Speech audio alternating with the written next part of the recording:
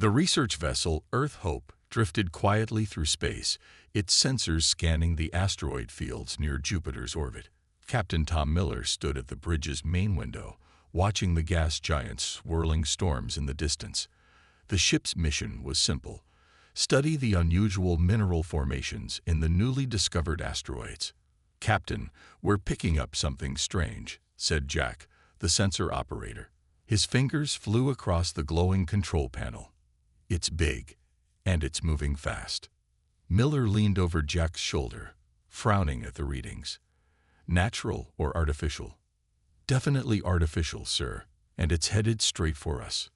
Before Miller could respond, the ship's communication system crackled to life. A harsh, clicking voice filled the bridge, speaking in perfect but oddly accented English. "Human vessel, this is Admiral Crix of the Galactic Peace Force. You will power down your weapons and prepare to be boarded. Any resistance will be met with immediate destruction." The bridge crew exchanged confused looks. Miller straightened his uniform and cleared his throat. "Admiral, this is Captain Tom Miller of the Earth research vessel Earth Hope. There must be some mistake.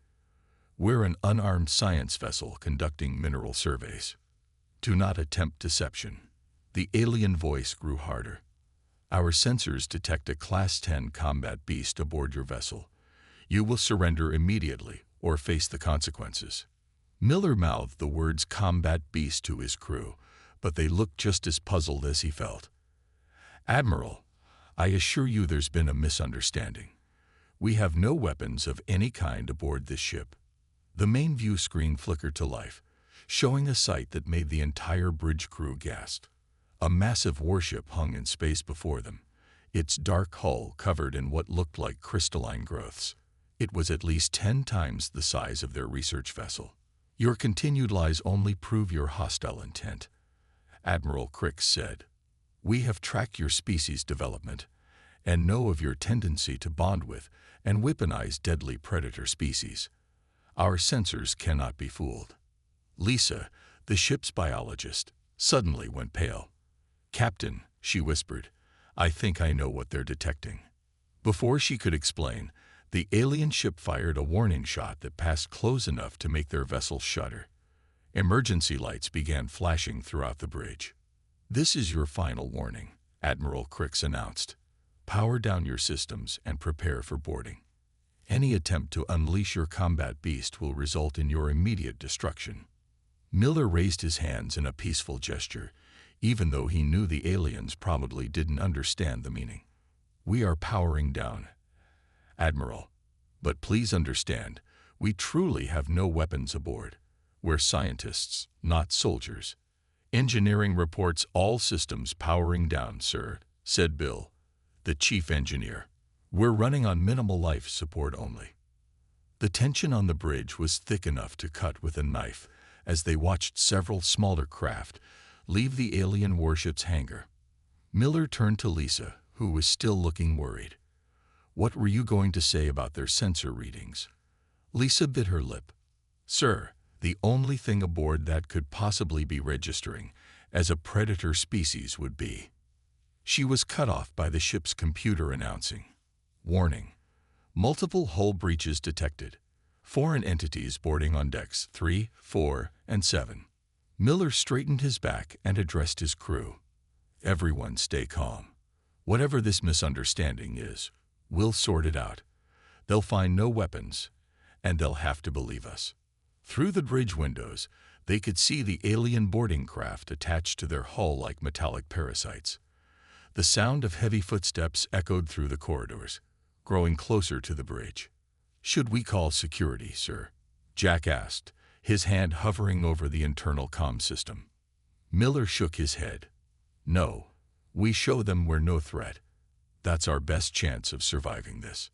The bridge door slid open with a hiss, revealing tall, armored figures that looked like a cross between insects and reptiles. Their weapons were raised, pointing at every crew member. "Where?" the lead alien demanded, its mandibles clicking, "is the beast?" None of them realized that at that very moment Max, the ship's therapy dog, was sleeping peacefully in his bed in the recreation room. dreaming of tennis balls and belly rubs. The alien boarding party moved through the bridge with military precision, their insect-like eyes scanning every corner. Captain Miller noticed how their armor seemed to shift colors slightly, adapting to the lighting around them. The lead alien, taller than the others, kept a weapon trained on Miller's chest. "Your life signs indicate deception," the alien soldier said, its mandibles clicking. "Where is the beast weapon? Our sensors show it is active and moving within this vessel." Before Miller could answer, the ship's intercom crackled to life. "Recreation room to bridge. Is everything okay up there?" Max is getting a bit anxious. He keeps pawing at the door. The aliens instantly raise their weapons, moving into defensive positions. "The beast awakens. You plan to unleash it upon us." "Wait." Lisa stepped forward, hands raised. "Please, let me explain." Max isn't. A loud bark echoed through the ship's corridors, making the alien soldiers flinch visibly. Their armor rippled with patterns of alarmed red and orange. "It comes," the lead alien shouted. "Defensive formation Delta. Prepare the stun nets." The sound of claws clicking on metal flooring grew closer. The aliens backed toward the bridge entrance, weapons trained on the corridor. Captain Miller tried to step forward, but a warning shot from one of the aliens left a smoking hole in the floor near his feet. "Stay back, human. We will not let you command the beast." The pawing at the door grew louder, followed by a whine that made the alien's antenna twitch nervously. Then the bridge door slid open. Max, the ship's 3-year-old golden retriever, trotted into the bridge with his favorite blue tennis ball in his mouth. His tail wagged happily at the sight of so many new people to meet. The alien soldiers reacted instantly, deploying what looked like electric nets and creating a barrier between themselves and the dog. "The beast approaches. Hold the line." Max, completely oblivious to the tension, dropped his tennis ball. It bounced once and rolled toward the alien commander's feet. The dog followed, tail still wagging. "Don't move." The alien commander's voice cracked with what sounded like genuine fear. This must be some kind of attack strategy. Miller couldn't help himself. Despite the serious situation, a small laugh escaped his lips. "That's your dreaded beast weapon. Max is our therapy dog. He helps the crew deal with the stress of long space missions." The alien commander's head tilted in confusion. "Therapy. Dog. You mean to say this predator serves a medical function?" As if to demonstrate, Max sat down and offered his paw to the nearest alien soldier, his standard greeting for everyone he met. The soldier scrambled backward, nearly tripping over their own feet. "Commander," one of the other aliens spoke up, "my scanner indicates this creature's primary biological drives are social bonding and food acquisition. There are no combat augmentations, no weapon implants, just elevated levels of oxytocin." Max, growing impatient with the lack of attention, gave a small boof and wagged his tail harder. Several aliens jumped at the sound. Lisa slowly approached the alien commander. "Your species must have had very different experiences with canine-like creatures. On Earth, dogs have been our companions for thousands of years. They're pets, friends, helpers. Max here specializes in emotional support." The alien commander's armor shifted to a puzzled blue color. "You mean to tell us that your species took one of the most efficient predator designs in the galaxy and turned it into a companion that provides emotional comfort and plays fetch," Miller added, picking up the tennis ball. "Want to see?" The aliens watched in fascinated horror as Miller tossed the ball down the corridor. Max bounded after it joyfully, his ears flopping as he ran. When he returned with the ball, one of the younger alien soldiers made a sound that might have been a suppressed laugh. "Impossible," the commander muttered. "Our historical records show similar creatures decimated entire colonies in the early wars. Yet this one," he gestured at Max, who was now rolling on his back, hoping for a belly rub. "Would anyone like to pet him?" Miller offered. "He's very gentle." The aliens looked at each other uncertainly, their weapons lowered slightly, and Max, the fearsome beast weapon, just laid there with his tongue lolling out. The happiest dog in this section of the galaxy. Admiral Crix arrived on the Earth Hope with an entourage of senior officers, his crystalline armor gleaming under the ship's lights. The sight of Max still lounging on the bridge floor, belly exposed for rubs, made him stop short. "This is madness," he declared, his voice filled with disbelief. "You expect us to believe that one of the most effective killing machines in the galaxy is nothing more than a, what did you call it? A pet?" Captain Miller nodded, while Max rolled over and sat up, tilting his head at the new arrivals. "Would you like to see his training records? We have full documentation of his certification as a therapy animal." Training records. Admiral Crix's antenna twitched. "You mean combat protocols." Lisa pulled up a holoscreen showing Max as a puppy, learning basic commands at the Space Force Training Center. The video showed him learning to sit, stay, and most importantly, how to comfort crew members during stressful situations. "Look," she pointed out, "here's his final exam." He had to demonstrate his ability to recognize signs of anxiety and depression in crew members.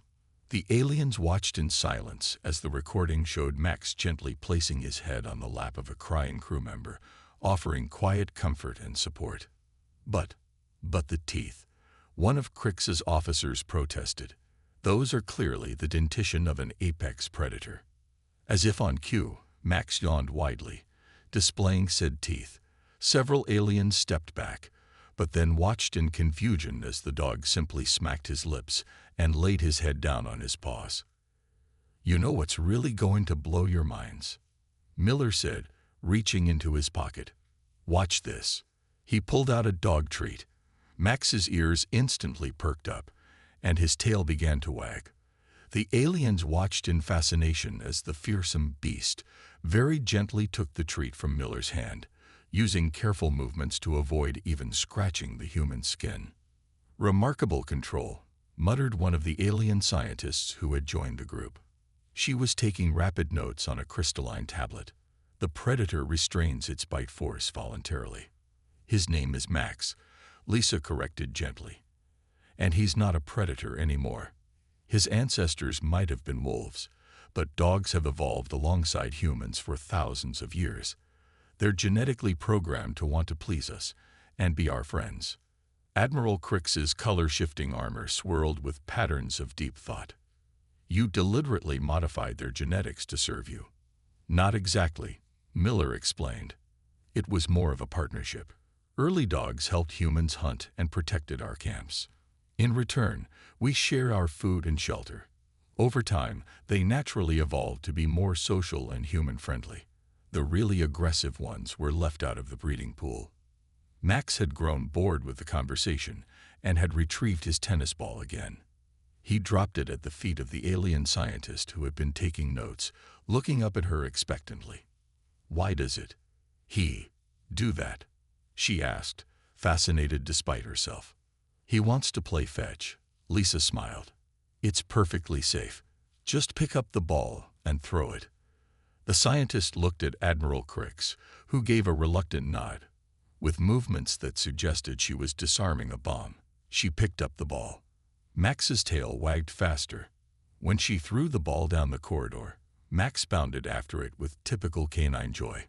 The aliens watched in stunned silence as he returned, dropped the ball at her feet again, and backed up expectantly. "He'll do this all day if you let him," Miller chuckled. "Fascinating," the scientist breathed. "A predator species that has evolved to derive pleasure from recreational activities with other species.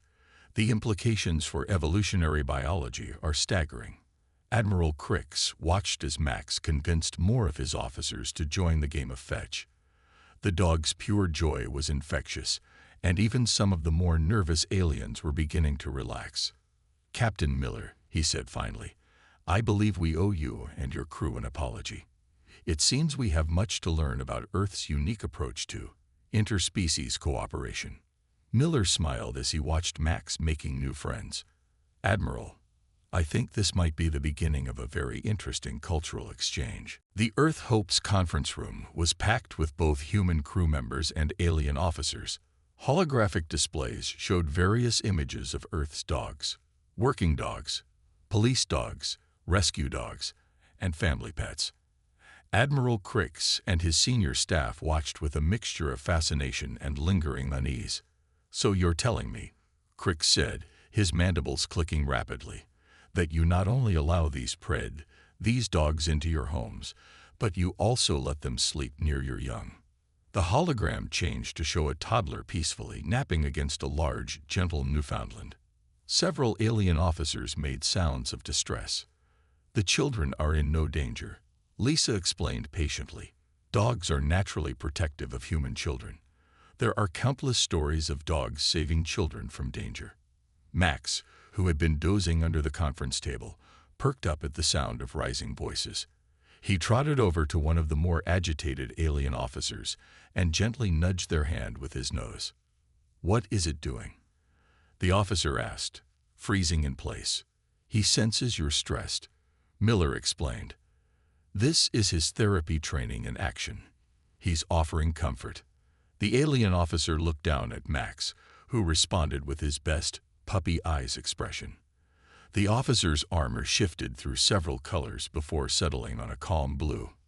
"This is unprecedented," Admiral Crix declared. "Our historical records clearly show that canine-type species were responsible for devastating losses during the early colony period. Yet you've somehow turned them into emotional support workers." A new alien entered the room, their chief medical officer carrying complex scanning equipment. "Admiral, I've completed the detailed biological analysis you requested." Everyone turned to attention as the medical officer projected their findings. Complex diagrams of Max's brain patterns filled the air. Max's brain shows remarkable developments in areas associated with emotional intelligence and social bonding. These neural pathways are completely different from wild predator species. And look at this. The display shifted to show chemical analysis. His body naturally produces high levels of oxytocin, a bonding hormone, when interacting with humans. This is not artificial manipulation. It's the result of thousands of years of coevolution. Max, hearing his name, walked over to investigate the holograms. His tail wagged as he passed through the light displays, making several aliens jump. "Admiral," the medical officer continued, "I believe we need to completely revise our classification of Earth's canines. They represent an entirely new category of interspecies relationship." Admiral Crix's antenna twitched thoughtfully. "Captain Miller, how many of these therapy dogs exist in your space fleet?" "About 1 or 2 per major vessel," Miller replied. "They're especially valuable on long-term missions. Space travel can be psychologically challenging, and dogs help maintain crew morale. And they never return to their predatory nature." As if to answer the question, a crew member dropped their data pad with a loud clang. Max, startled from his investigation of the holograms, gave a small yip and hid behind Miller's legs. The aliens watched in disbelief as the supposedly fearsome beast peeked out nervously from behind the captain, seeking reassurance. "Some attack dog," Miller laughed, reaching down to scratch Max's ears. The dog leaned into the touch, his confidence returning. One of the younger alien officers, who had been quiet until now, spoke up. "Admiral, what if our ancestors were wrong? What if the canines they encountered could have been like this too, if they tried friendship instead of fear?" A thoughtful silence fell over the room. Max, sensing the serious mood, made his rounds of the conference table, offering gentle headbutts and tail wags to both humans and aliens alike. "Perhaps," Admiral Crix said slowly, "this is why first contact protocols exist. To challenge our preconceptions." He looked down at Max, who had settled near his feet. "Captain Miller, I believe the Galactic Council will be very interested in learning more about humanity's unique approach to interspecies relationships." Miller smiled. "Well, Admiral, Max's next training session is in an hour. Would you like to observe?" The Admiral's armor shifted to a new color, one that suggested cautious curiosity. Yes, he said. I believe we would. The ship's recreation room had been transformed into an impromptu cultural exchange center. The alien scientist Rill sat cross-legged on the floor, surrounded by her scanning equipment, while Max demonstrated various commands for an audience of fascinated alien observers. Watch this, Lisa said, holding up a treat. Max, high five. Max immediately raised his paw, gently touching Lisa's outstretched hand. The aliens murmured in amazement as their instruments recorded the interaction. The neural patterns are extraordinary, Rill commented, adjusting her scanners. Each time he successfully completes a task, there's a surge of pleasure chemicals in his brain. He genuinely enjoys learning and performing these behaviors. Max moved through his repertoire of tricks: sit, stay, roll over, play dead, while the aliens took detailed notes. Their initial fear had largely given way to scientific curiosity. But what happens if the commands are ignored? One of the alien officers asked. Surely there must be some form of punishment to maintain control. Lisa shook her head. No punishment, just positive reinforcement. Dogs naturally want to please their human companions. Punishment would damage the trust relationship. As if to demonstrate, Max got distracted by his tail mid-command and started chasing it in circles. Instead of any correction, Lisa just laughed and waited for him to finish his moment of silliness. Fascinating, Rill muttered. A predator species that has evolved to value social bonds over dominance. The implications for evolutionary theory are significant. A young alien cadet, who had been watching silently until now, raised a hand. May I try giving a command? Lisa smiled encouragingly. Of course. Hold a treat like this and say sit clearly. The cadet's hands trembled slightly as they held out the treat. Sit? Max's ears perked up at the new voice, but he understood the familiar command. He sat immediately, tail wagging as he waited for his reward. Now give him the treat and tell him he's a good boy, Lisa instructed. Good boy, the cadet said uncertainly, offering the treat. Max took it gentle as always, then gave the cadet's hand a tiny lick of appreciation. The cadet's armor shifted to a bright, happy yellow. It's so soft. More aliens began requesting turns to interact with Max, their initial terror forgotten in the face of scientific discovery. Rill's instruments recorded everything, from Max's brain patterns to the chemical changes in both dogs and aliens during positive interactions.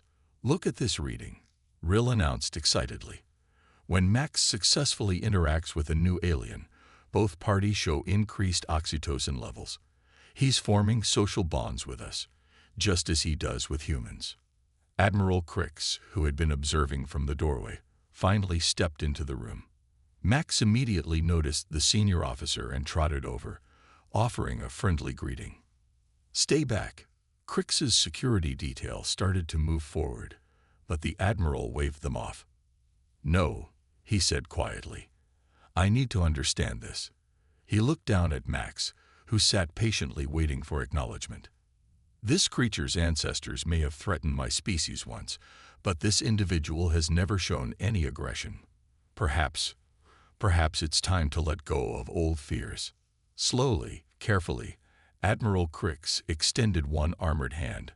Max gently pressed his nose against it, then gave a happy boof of approval. The historical records, Crix mused, never mentioned this possibility. That these creatures could be gentle. Lisa approached carefully. Admiral, would you like to learn how to play fetch? It's a traditional human-dog bonding activity. The Admiral's antenna twitched with interest. A training exercise. More like a game, Lisa explained, offering him Max's favorite tennis ball. Sometimes the most important bonds are formed through play. As the Admiral tentatively threw his first ball for an enthusiastic Max, Rill continued taking readings. Sir, she reported, your stress levels are dropping significantly during this interaction. Crix watched Max bound back with the ball, looking as pleased as any dog had ever looked. Perhaps, he said thoughtfully, we have more to learn from Earth's methods than we realized. The ability to turn ancient enemies into loyal friends.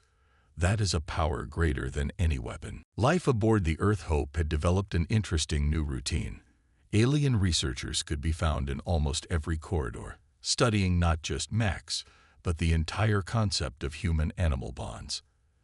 The ship's recreation room had become the center of what the crew now jokingly called Interstellar Dog Training 101. On this particular day, Admiral Crix was observing something that challenged everything he thought he knew about predator species. One of the human crew members, Bill from engineering, was having a particularly stressful day after some difficult repairs. He sat in a quiet corner, clearly upset. Max noticed immediately. Without any command or prompt, he left his play session with some alien cadets and trotted over to Bill.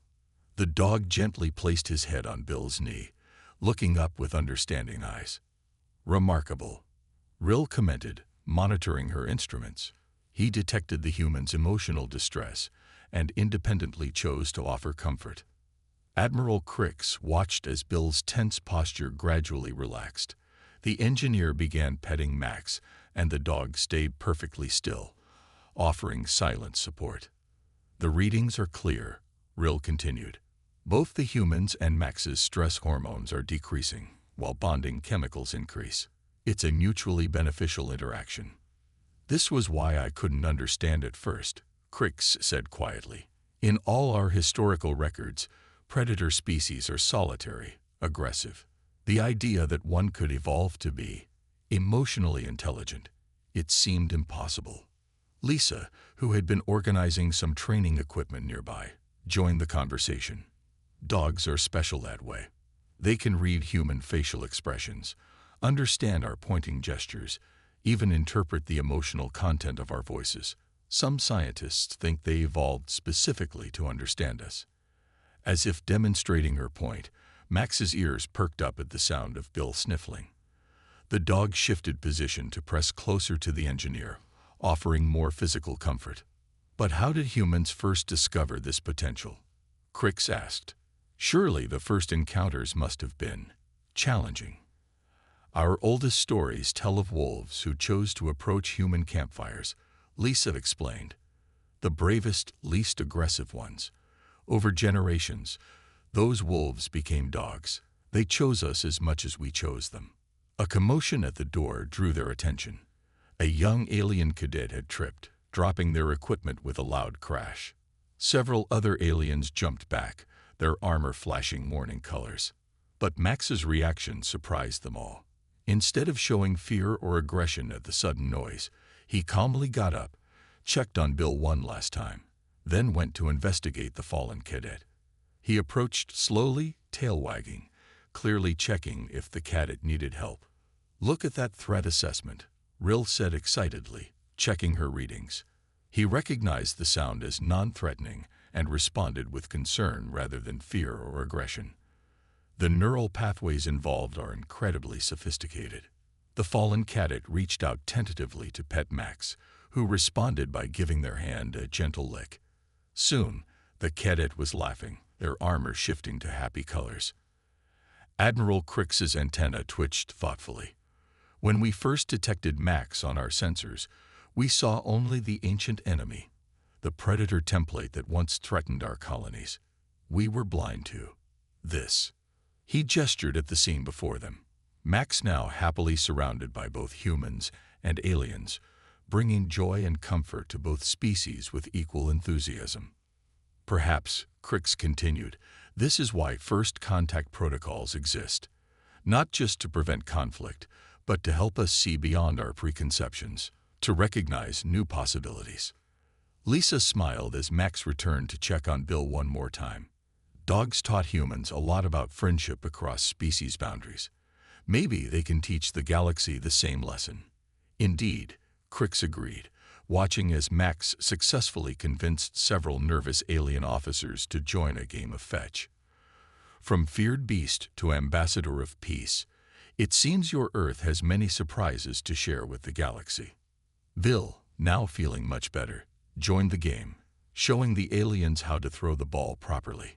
The room filled with the sound of both human and alien laughter. accompanied by the happy barks of one very special therapy dog. The grand hall of the Galactic Council buzzed with activity.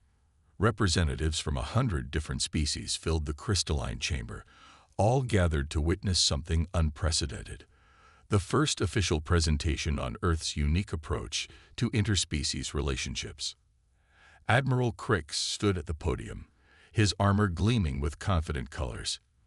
Behind him, Captain Miller waited with Max sitting calmly at his side, both wearing their formal uniforms, though Max's was a simple blue vest, marked Therapy Dog. Honored council members, Crix began. 3 standard weeks ago, I led a military intervention against what our sensors identified as a weapon of mass destruction. Today, I stand before you to admit a mistake that has led to an extraordinary discovery. The holographic displays activated, showing footage from the Earth Hope. Images of Max helping crew members, playing with alien cadets, and providing emotional support filled the air. What we once feared as beasts, humans have transformed into companions through patience, understanding, and thousands of years of mutual evolution. They call them dogs, and they represent perhaps the most successful, peaceful interspecies relationship in known space. Murmurs filled the chamber as the council members watched Max demonstrating his therapy work. The dog's gentle interactions with both humans and aliens caused particular stir among the more militant species. But most remarkably, Crix continued, this transformation was achieved without genetic engineering or force. It was accomplished through trust, kindness, and what humans call friendship, a concept many of us are only beginning to understand. Captain Miller stepped forward with Max. Right on cue, Max performed a series of calm, professional demonstrations of his training. The council members watched in fascination as he responded to silent hand signals, showed his gentle mouth control with treats, and demonstrated his ability to recognize and respond to emotional distress. As you can see, Miller explained, dogs like Max have evolved to understand and care about beings very different from themselves. They prove that ancient instincts can be transformed into something new through patience and positive reinforcement. A council member from a particularly warlike species stood up. But surely this is an isolated case, one specially bred individual. Actually, Lisa stepped forward, activating new holographic displays. Earth has hundreds of different dog breeds, each specialized for different forms of human cooperation. From tiny lapdogs to massive rescue workers, all share the same core traits of loyalty, emotional intelligence, and desire to help. The displays showed dogs performing search and rescue, assisting disabled humans, working as therapy animals, and simply being loving family pets. The council chamber filled with surprised conversation.